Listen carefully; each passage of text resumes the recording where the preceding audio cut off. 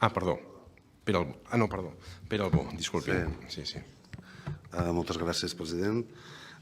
Efectivament, coincidim en que és un informe que fonamentalment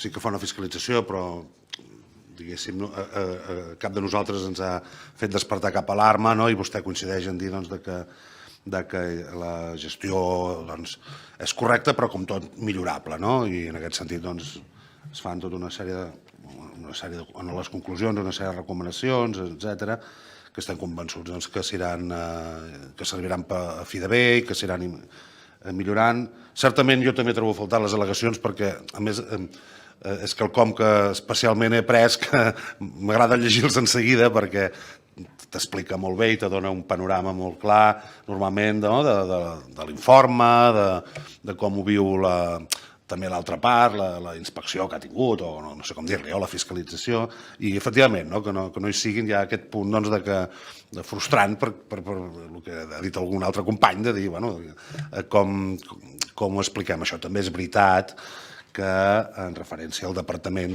estem parlant de números. Al final ja em sembla recordar que són 4.000 euros de més, que no tenia la bestreta que en fi, també quan parlem de números, els números són números i hi ha poc a dir, segurament, si estiguéssim parlant més de lletres, i també algú podria dir que